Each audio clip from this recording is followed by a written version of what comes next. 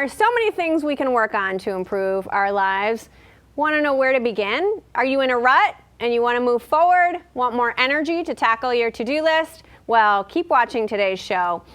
Hi, I'm Jen Maseda, your host of Woman2Woman Today, where we talk to inspiring women who are helping other women reach their full potential. Today we have certified coach, author, and motivational speaker, Gayle Suzanne, who leads with love and kindness with everything she does. Thanks for being with us, Gayle. Hi, Jen. How are you? I'm great. I'm great now that you are finally here, sitting on my couch, and we get to talk about the amazing things that you do. Because when we first met, there is this aura of gentleness and kindness that even, you know what's funny? Even on the phone, I got that from you. Do people say that to you? Because it's so obvious to me. Oh, well, I don't know if other people said it that kindly, but I don't know. I just try to just be myself. Yeah. Well, I think that's how you've created such a successful business, is that people trust you. And women in particular come to you with a multitude of for different reasons. Yes. Right. What are some of the main reasons that you work with women? Mostly for self-esteem issues, believe it or not. And I work with the most amazing, successful women. On the outside, it appears that they have everything. And on the inside, they're just doubting themselves all the time, feeling badly about themselves, questioning themselves. Just a lot of negative self-talk, and it's almost amazing. Their outsides don't match their insides, and I try to. The one gift that I do have is I can see the beauty in women, and I can pick it out, and I can help them increase their joy by helping them see it for themselves. See it for themselves. I think that's such a key point, because I don't think anybody, and maybe this is the reason, they're successful in this one piece of their life. Maybe even multiple pieces of their life, but yet they still harbor this inadequacy or feeling of like they don't have that strength of self-worth. Now, how do you pull that out of them? What are the questions that you ask in order to get them to finally see it? That's really good. I think with everybody, obviously, it's individual. And I try to pull out of them what they love, what they're passionate about, what they are really strong about in their life. Like, there are some things that people may have been, like for me, for example, like when I was growing up and I had a lot of these issues early on, of overweight and talking negatively about myself, and I wasn't the prettiest girl in school and things like that. But you know what? I had humor, I had brains, I had, a good relationship with people. So instead of harboring on all the things that were negative, I started just really developing the things that were good about me and trying to find out what other things were. So I help women kind of make a list of all their good stuff, and they're really uncomfortable with it because they're like, well, I'm more uncomfortable with saying the negative things than the positive things. Yeah, so that's for women, whether they're successful or not successful. Talking about what you are good at, it's almost, and it's so funny because you and I have been working on this conference together. You've come to a couple of our meetings, and it's amazing to me that everyone within that room still has that feeling like they have to apologize when they say something that's brilliant. Like, oh, I just made a really stellar point, but I'm sorry that I took too much time, and why do we apologize? It's just what we do. For some reason, we're more comfortable with the negative stuff than we are with anything positive. And I try to turn that around so someone's not boastful or someone's not like, oh, look at me, I'm the best thing in the world. But to say, you know what, I'm no worse than anybody else, I'm no better than anybody else, but I'm on even ground. And to give yourself where credit's due, because we don't. And I don't know what it is, and maybe it's a nurturing in us that we're moms and we're, always taking care of everybody else, but not ourselves. And I try to teach them, you know what, you got to carve out time every day for yourself. And it's such a simple thing. Yes. People are like, yeah, I'll do it. But no, actually going for that walk or, go pick some flowers or do something for yourself that really makes you feel good. Yeah. And that you're worth it. Yeah, that brings you that joy. You mentioned that earlier, really trying to find that joy. And I feel like that's a very new concept. Finding it sounds crazy, but finding joy and naming what you're trying to find within yourself. I'm trying to find my self-worth. I'm trying to find, so maybe we've taken a step towards really beginning to identify what we're lacking. And that's, as any addict will tell you, or as any transformational speaker or people that are trying to get you through to a particular goal, identifying where you need to get over, almost like where, because you can't do it's awareness. Awareness. And you can't do anything without awareness, because if you're not aware of something, you don't know that you're not doing it right or wrong. True. And I think what you're doing with the conference and having your show like this is like amazing, because it's women supporting women rather than women knocking women down and saying, being catty and all this stuff. This is such an important platform. Yeah, well, I appreciate you saying that, Gayle. But modeling the behavior of women supporting women is the only way, in my estimation, that we can show that it's important, that it's valuable, that we can still be successful by raising others and by giving back to people that potentially will never have the opportunity if another woman doesn't give it to her. Right. Yeah. Right. No. It's huge. I know. Huge. Yeah. So tell us a little bit about what you do to, we know that you're a coach, you're a motivational speaker, so you're traveling around the country doing a lot of, and also I saw that you're doing a lot of webinars, which is so brilliant to me, because sometimes we just can't travel, we're busy. We've got other lives that we need to take care of. So being able to get on a webinar and share your message is a beautiful thing too, so thank you for doing that too. Thank you. But you're coaching, people call you and they say, I'm trying to get this new position, or I have this new vision for a business. What is it that how do they get in touch with you? They've gotten in touch with me through my book for the most part, or on my website. And basically they're like, I'm at a place where I've had enough. I need it, kind of not rock bottom per se, but just like, I don't know where to turn. I've been at the same place for so long. I don't know how to move forward. I don't know how to get out of my rut. I don't know how to change. I'm afraid. The biggest thing behind it all is fear. Fear of what's going to happen, the unknown, fear of that they're going to be alone. I do work with quite a few divorced women and who have been married a long, long time, and then the rug was pulled out from under them and they're starting over. And I've been there. It's a tough place to be, but I want to give them hope that they can be a different person. They can change, their negative views about themselves, and then they can be happy again. Which is, it's just giving them hope. That's all we all want, right? Yeah. That's good. Okay, well, we're going to dive into that when we get back. We're going to take a short break, and when we come back, Gayle Suzanne is going to share some of the challenges that she's faced along with some of her clients, and she's going to help us to understand specific strategies of how to overcome them. So please keep watching. Welcome back. We're speaking with Gayle Suzanne, coach, author, and motivational speaker. So Gayle, when we left to a break, we were talking a bit about what women are coming to you to ask you for support and guidance. What put you in the position that allowed you to share your gifts of strategy with others? Tell us a bit about your background. Okay. Well, it's not the fairy tale background that we all want to hear, but it's a good happy ending. I was raised in a house where my mother was an alcoholic. There was a lot of abuse, mental abuse, physical abuse. Well, not physical as much as mental, but it was a rough upbringing. And my parents divorced when I was young. I was 13 when they divorced, and I had gone through a slew of bullying and just kids making fun of me, just really bad early on. I was sexually abused at age 11, and my self-worth went low, till the point when I was a teenager. I turned to drugs, to alcohol, to numb the pain. And I met my husband when I was in college, and we got married, and I thought everything was going to be great because he was going to fix me, because I was all the wounds that I had prior.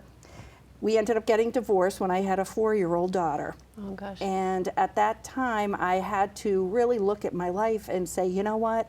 I'm not a good role model right now for my daughter. I need to get stronger. I need to build my self-worth. I need to you know, show her and be a model to her of what a strong, self-assured, confident woman is. And I didn't know what to do. So I went to counseling, I read every book that I possibly could read, went to every conference, blah, blah, blah. And over time, my life started to become awesome. I'm like, wow, this is great. And as I got older, I said, you know what, I want to help other women because I met a wonderful man, we merged a step family, and you know, it's just, I'm living a life I never in a million years thought I would live. Just, it's not without its problems, that's for sure. No, nothing's but it's perfect. Happy. Yeah. I'm happy. I don't berate myself every 2 seconds. I live a nice life, and that's what I want to share with women. So I started to write the book. I said, you know what? So many people have taught me so many wonderful little nuggets of wisdom along the way, and I wouldn't be where I was if somebody had shared that with me. When I was younger. So that's why I wrote a book, and I went to coaching school, and to just shift my perspective in life and my career, just say, I want to help people. I just want to help women. Yeah, because you see it's possible. You know, I mean, so it is. Do you think that you bring joy into your life when you can see joy? When you can almost think that you're worth joy? Yes. Yes. And that makes me kind of like tear up a little bit because you know what? That's a beautiful question. Because, you know, sometimes you don't think you'll ever find it. You don't think that a good life can be meant for you because you had such a crappy upbringing or whatever. Right. But it's there for everybody. I don't care where you came from, where you started, where you end up, what kind of, you know, if you do the work and you kind of take the steps to take care of yourself, you will get there. Yeah. Because it's a lot about choice, too. Well, that's the thing, though. I mean, you say that everybody, no matter their upbringing, no matter the abuse, I mean, you've had a road that has been a struggle. I mean, you know, we're not comparing lives, right, to other people's lives. Right. Everyone has their own relatable struggle that you know, for themselves, that is what they need to overcome. What's the difference between making the choice and thinking that that's it? There's no other road for me. I'm just gonna be destitute. I'm gonna always harbor this, you know, negativity in my life always. How do you get people to make a different choice? It is a conscious thing. They have to do it deliberately. They have to take a stand and say, enough is enough. I'm not gonna, like, for example, if you have 10 friends and 7 of them put you down and they're nasty and they're, you know, into criminal things or whatever it is, let's say, you know, that's your choice to hang out with those friends. But you have 3 friends that are really good and supportive. So your choice would be, you know what? I need to change my life. I'm going to only hang out with those 3 friends. I may not have 10 friends now, but I have 3 really good ones. And those other 7 that are not good for me, that are not serving my highest good, I'm going to have to detach or let them go. Was that easy for you to do in your life? Did you have to make those decisions? And It was hard because I was lonely. Because you're alone, right? I was alone. But then I started doing things on my own rather than having to wait for everybody. I'm like, you know what? I want to go to that movie. I'm going to go to the movie by myself. Yeah. And that started building my confidence. That was like, you know, I can do this by myself. I don't always need to have somebody. And when I did things alone, if I went to a conference alone, if I went with a friend or somebody, I wouldn't really reach out to anybody else. But since I went by myself, I would be meeting new people, new women, new other supportive people that I never would have met otherwise. So it's a growth thing. It's a risk thing. It's going out of the box, but it makes your life more enriched. Right. For sure. And you talk about, and we're gonna get to the book, but you talk about taking things one step at a time, and just like setting a date with yourself to go to the movies. You know, I mean, that might be, it's way out of my comfort zone, I gotta say. I've never been to a movie by myself. I watched a lot of movies sitting on my couch at home with a glass of wine by myself. And one day I'm gonna do that, because I think it's just like a bucket list of things that you should do in your life. Maybe that sounds silly, but you overcome the things that are meaningful for you and that are holding you back, right? So doing things one small thing at a time. Does that make sense? Is that what because you can't change your whole life in one day. Yeah, because I would like to do that. Well, we all would. No, I don't want to change my life at all. But if you see something that you want to change about yourself, you're like, boom, I'm going to do it right now, and today's the day, and that's it. And what does that do? That sets you up for failure. Sets you up for failure. Yeah. So if you do those little tiny things, then you're like, wow, it's just like losing weight. If I say I'm going to walk 20,000 steps tomorrow when today I walked 103, then I'm going to fail. Right. But if I say tomorrow I'm going to walk 250 and then the next day or whatever. So everything is little small in that way. And each time you do those little things, if you go to the deli by yourself and order a sandwich and sit there, everybody's looking at you or whatever, so what? You did it. It's done. Then the next time you do it, it'll be a piece of cake. It feels totally different. Yeah. It feels like you can do it. Yeah, it just, for exercise for me, just put on your shoes.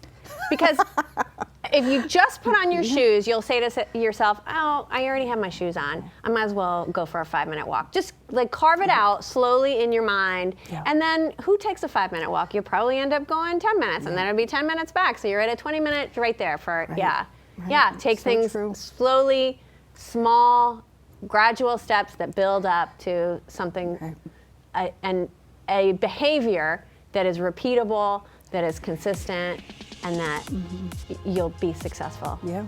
I love that. That's perfect. You're so good. All right. We're going to come right back with Gayle Suzanne in a moment, so keep watching. We're going to be talking about that book, so stay with us. Welcome back to Woman2Woman today. We're back with Gayle Suzanne, and we're excited to hear more from her, and specifically about this book. It's in the little things. So, Gayle, tell us about the genesis of this. What came about? The book is 50 short stories about the ups and downs of life. So I could have done 50. I know, I could have done 5,000, but I had to narrow it down after a while. Yeah. But it's just about going through people who are sick, or fun things that aren't so fun. So it runs the gamut of the emotions, the ups, the downs, the good, the ugly, the warts and all, and just really a lot of it is to inspire and motivate people to just push through. To forgive, to let things go, to accept a compliment. Women, I have a little short story in there about thank you, but. And it has gained so much, or given so much feedback. There's been so much feedback about women. If I say, I love your hair, and you say, oh, thank you, but it's too short. Or I love your dress, thank you, but I got it in Walmart in the clearance bin. So many women do that. You always have to throw in this qualifier of why it's not so great. Yes. That is incredible. So, one of the things, I just tell women, okay, next time you get a compliment, just say thank you, smile, receive it, receive it, feel it, and then shut your mouth. Shut your damn mouth.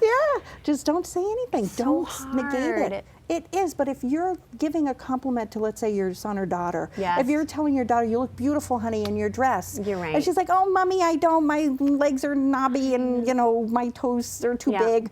You won't want that for her. You want her to feel good about herself. And that's the reason why we compliment each other. So this is the second time that you've brought up a feeling or a behavior based through the eyes of a child. I agree. You see things so differently. We completely change from when we're 7, 8, 9 as young girls to when we move into middle school, to when we move into high school, and forget it, college and beyond. We've already established this level of negativity about our body, about every physical aspect of ourselves, and are that apologetic. We carry it with us. We carry it with us, and it's very important. And you touched upon this too. And I feel like I'm reiterating everything that you're saying, but these are really key points to the book and to the coaching that you do. When you model behavior for a child or for another woman, it needs to be that authentic and leadership in modeling that, saying. Because if I tell my daughter, well, don't use any qualifier, she's 9 right now, so Bella, you look beautiful, and I say that every day, and if she begins to use qualifiers, and I say, don't use the qualifier, and then I go and somebody says something nice to me, and then I use a qualifier, it negates itself. Exactly. And that's a keen awareness.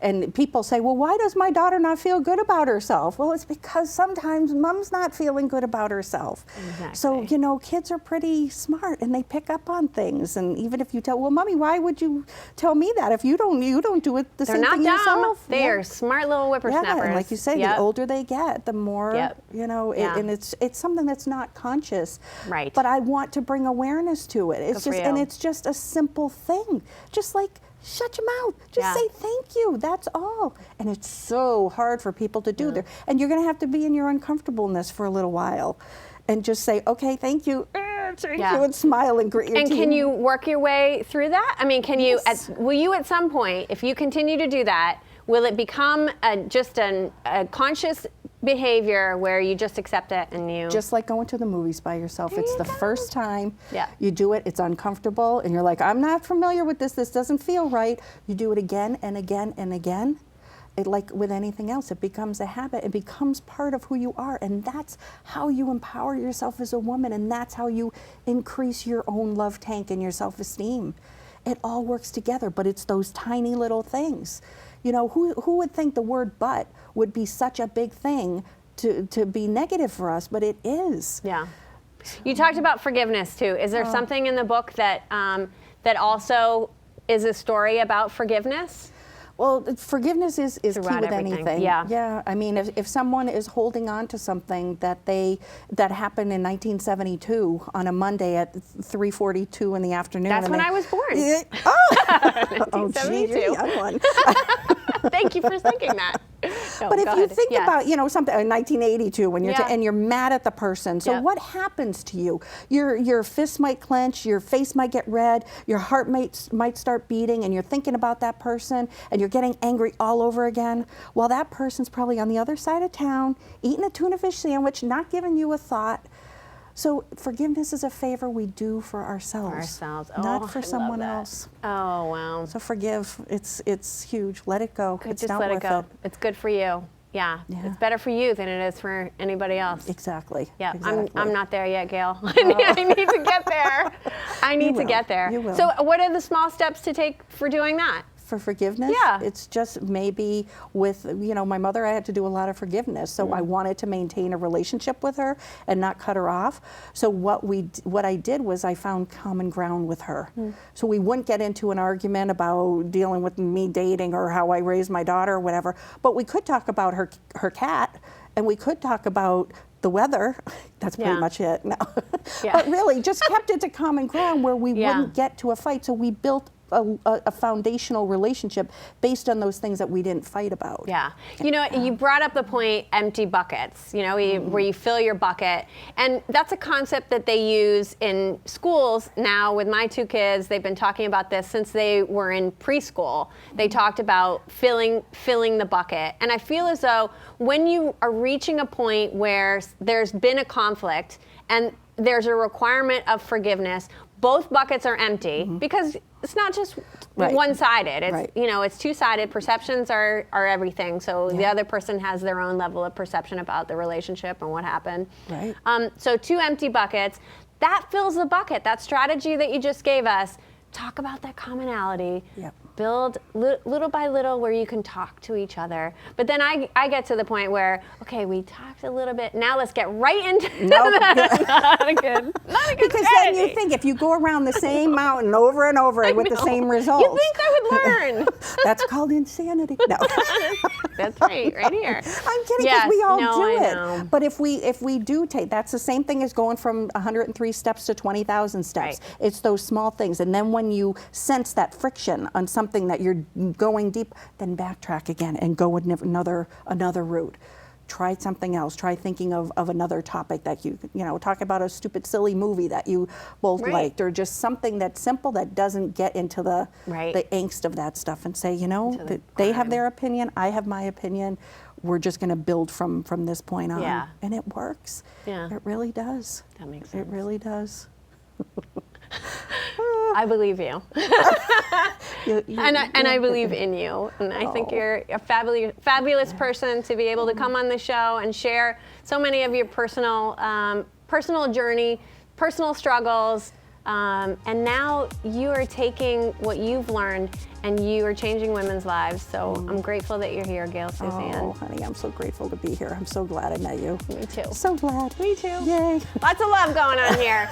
All right. Well, thank you, Gayle Suzanne, for sharing your journey with us and always inspiring us to tackle our own issues and problems and make a better life for ourselves. So please remember to follow, like, and subscribe to Woman2Woman Today on Twitter, Instagram, Facebook, and YouTube so you don't miss a show. Thanks to the entire team at Access Framingham, especially Shavarsh Morrissey and Francesca Cerruti Harris. Also thanks to Jess Friswell, our assistant producer. I'm Jen Maseda, your host of Woman2Woman Today. Thanks for watching, everyone. See you next time, where we hope to inspire you.